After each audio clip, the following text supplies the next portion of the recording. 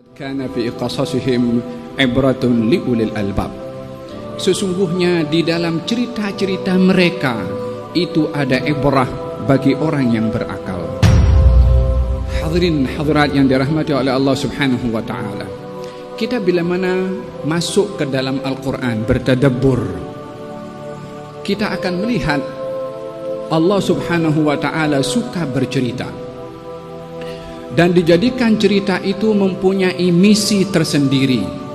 Dan yang menarik dan menakjubkan di dalam Al-Quranul Karim, Allah menceritakan tentang makhluk yang tidak seperti manusia dari segi biniahnya, bentuknya, tidak punya akal fikiran seperti mana kita, tidak mukallaf seperti kita, akan tapi diceritakan oleh Allah Subhanahu wa taala karena makhluk itu mempunyai peranan penting, sehingga peranannya itu diceritakan oleh Allah di dalam Quran supaya kita mengambil iktibar, pelajaran daripada makhluk tersebut. Dengan demikian supaya kita tidak memandang kepada makhluk Allah hanya pandangan makhluk yang tidak berakal, makhluk yang biasa. Tidak. Di setiap ciptaan Allah ada rahasianya yang kita perlu ambil pada setiap makhluk Allah Subhanahu wa taala. Yang saya maksudkan dalam cerita Al-Quran, makhluk itu adalah semut. Bahkan dinamakan di dalam Al-Quran surat namanya surat An-Naml, surat semut.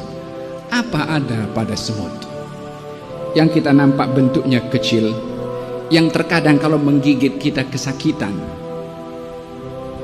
Ada pada semut sehingga diceritakan oleh Allah Subhanahu wa taala di dalam Al-Qur'an. Tidak cukup diceritakan, Allah ajarkan bahasa semut kepada Nabi Sulaiman supaya Nabi Sulaiman paham bahasa semut. Untuk apa Nabi Sulaiman diajarkan bahasa semut? Supaya Nabi Sulaiman menyampaikan kepada kita, kepada umat Nabi Sulaiman, yang diceritakan oleh Allah di dalam Al-Quran, semut ini ada misi kepada semut-semut yang lain. Bukankah di dalam Al-Quran Allah berfirman tentang Nabi Sulaiman, hatta idza atau wadin namli. Nabi Sulaiman dan tentara-tentaranya datang ke lembah semut, yakni kawasan daerah yang didiami oleh semut.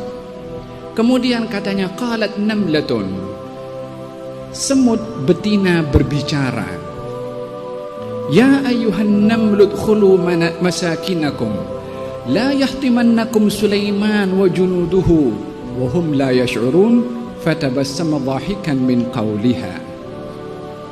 Wahai sekalian semut, masuklah kamu ke rumah kamu masing-masing.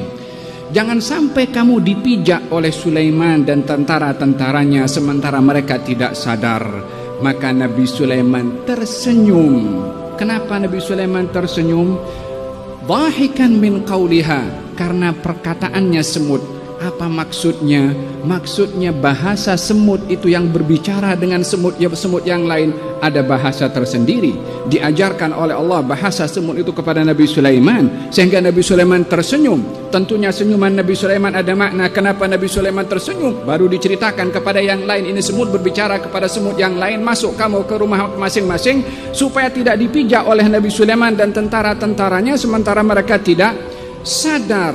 Dalam hal ini dijadikan oleh Allah mukjizah diberikan kepada Nabi Sulaiman untuk memahami bahasa semut, seperti mana diilhamkan oleh Allah kepada Nabi Ibrahim untuk memahami bahasa burung.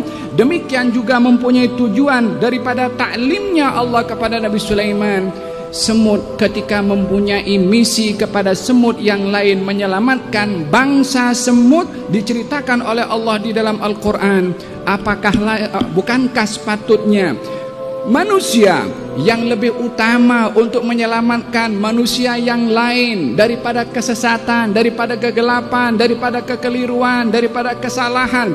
Manusia yang mukallaf lebih utama untuk bertanggung jawab mendatangkan manfaat untuk orang lain.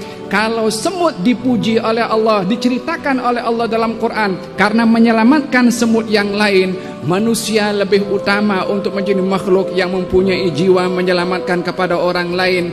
Al-khalqu kulluhum iyalullah fa ahabbuhum ilallah anfa'uhum li'iyalih. Semua makhluk itu perlu kepada Allah dan yang paling disayang oleh Allah adalah yang paling banyak mendatangkan manfaat untuk orang lain. Sebaliknya, orang yang paling dibenci oleh Allah adalah orang yang mendatangkan mudarat kepada orang